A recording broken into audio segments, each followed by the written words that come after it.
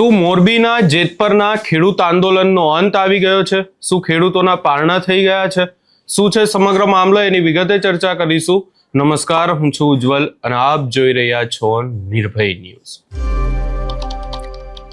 મોરબીના જેતપરની ઉપવાસ છાવણીમાંથી વધુ એક વિવાદ સામે આવ્યો છે કે જ્યાં હવે જે નેહલ અમૃતિયા છે કે જે આ મોરબીના જેતપરના ખેડૂત આંદોલનમાં આગેવાની કરી રહ્યા હતા, એમની તબિયત લથડી એમને હોસ્પિટલ લઈ જવામાં આવ્યા અને હોસ્પિટલમાં હવે એવી બાબત સામે આવી રહી છે કે એમના પારણા કરાવવામાં આવ્યા છે અને આખી બાબતે ઉપવાસ છાવણીમાંથી પણ હવે ખેડૂત આગેવાનોનું નિવેદન સામે આવ્યું છે.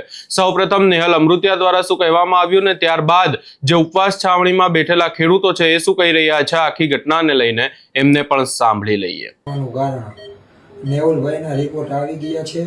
નેહુલભાઈ આઈસીયુમાં છે. ડોક્ટરના કહેવા મુજબ નેહુલભાઈને પારણા કરાવવા જરૂરી છે, પણ નેહુલભાઈ માનતા નથી. એટલે નેહુલભાઈને સમજાવવા માટે ડૉક્ટરે અમને કહેલું. અમારું પણ માનવા ન છતાં માયના નહીં, એટલે અમે નીચે ઊભેલા ખેડૂત 20-25 ખેડૂત નીચે ઊભા છે. એમની રાય લઈને અત્યારે પારણા કરાવવાનો અમે નિર્ણય લીધો છે. અત્યારે પારણા નહીં કરે તો ભવિષ્યમાં એને ઝાઝી નુકસાની થાય શરીરમાં એવી સંભાવના છે.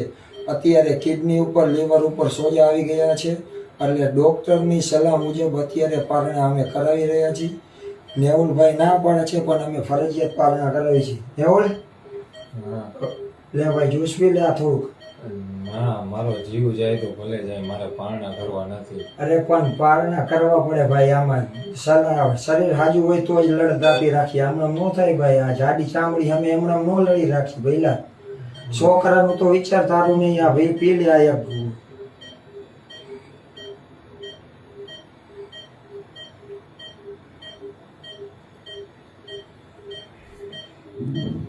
મિત્રો, નેહુલભાઈ અત્યારે બાથરૂમ કરવા જતા હતા, અચાનક જ બેભાન થઈ ગયા છે.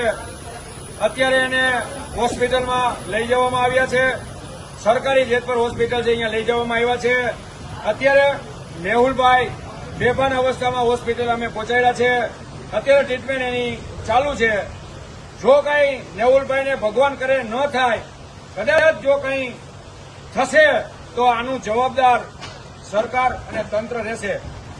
બીજું, જો નેહુલભાઈને કંઈ થયું તો આખા ગુજરાતના ખેડૂત અહીંયા આવશે. એટલે નેહુલભાઈને ભગવાન કરીને કંઈ ન થાય. અત્યારે એની તબિયત સારી નથી, તો અત્યારે ટૂંક સમયમાં જ એને હમણાં મોરબી લઈ જવામાં આવશે. ત્યાં એની ટ્રીટમેન્ટ થશે અને જો નેહુલભાઈ ત્યાં કરે ભગવાન કરી અને સારું જ એને થઈ જશે એવી ભગવાનભાઈ આપણે પ્રાર્થના કરી. કદાચ જો કંઈ એને થયું તો આખા ગુજરાતના કાલે ખેડૂત અહીંયા આવશે, એની પૂછપરછ કરવા માટે આવશે. તો આપણે સરકારને કહીએ કે અમે નેહુલભાઈને કાંઈ ન થાય એવી અમે પ્રાર્થના કરી છે. નક્કી આખર ગુજરાતના ખેડૂતને અમે અહીંયા કાલે બોલાવવાના છીએ. અસ્તુ ભારત માતા કી જય. કારણ નેહુલભાઈના રિપોર્ટ આવી ગયા છે. નેહુલભાઈ આઈસીયુમાં છે. ડૉક્ટરના કહેવા મુજબ નેહુલભાઈને પારણા કરાવવા જરૂરી છે, પણ નેહુલભાઈ માનતા નથી. એટલે નેહુલભાઈને સમજાવવા માટે ડૉક્ટરે અમને કહેલું. અમારું પણ માનવા ન છતાં માયના નહીં, એટલે અમે નીચે ઊભેલા ખેડૂત 20-25 ખેડૂત નીચે ઊભા છે. એમની રાય લઈને અત્યારે પારણા કરાવવાનો અમે નિર્ણય લીધો છે. અત્યારે પારણા નહીં કરે તો ભવિષ્યમાં એને ઝાઝી નુકસાની થાય શરીરમાં એવી સંભાવના છે. અત્યારે કિડની ઉપર, લીવર ઉપર સોજા આવી ગયા છે. એટલે ડૉક્ટરની સલાહ મુજબ અત્યારે પારણા અમે કરાવી રહ્યા છીએ. નેહુલભાઈ ના પાડે છે પણ અમે ફરજિયાત પારણા કરાવી છીએ. નેહુલ, લે ભાઈ જ્યુસ પી લે થોડુંક. ના, મારો જીવ જાય તો ભલે જાય, મારે પારણા કરવા નથી. અરે પણ પારણા કરવા પડે ભાઈ. આમાં સલાહ શરીર હાજુ હોય તો જ લડત આપી રાખીએ. આમણામ ન થાય ભાઈ. આ જાડી ચામડી અમે એમણામ ન લડી રાખીએ ભઈલા. છોકરાનું તો વિચાર તારું નહીં. આ ભાઈ પી લે આ એક.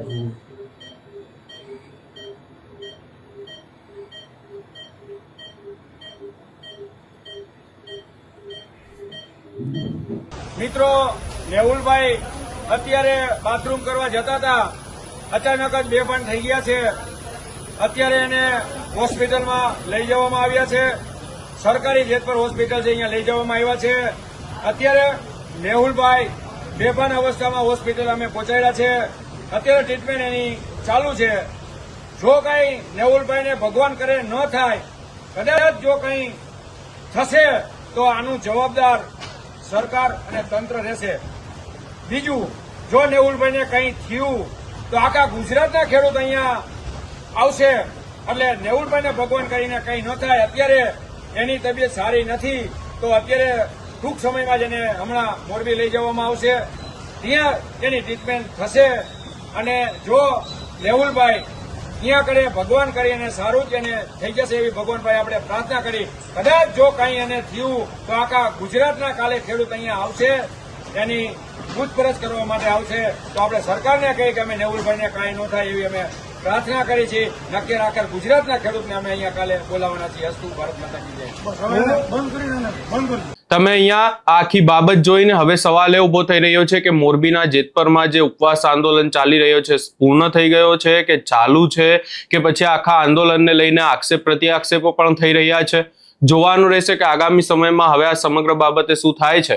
તમારો શું અભિપ્રાય છે અમને કમેન્ટ કરી જરૂર જણાવશો ને અમારી ચેનલ નિર્ભય ન્યૂઝને લાઇક, શેર, સબસ્ક્રાઇબ કરવાનું ભૂલશો નહીં.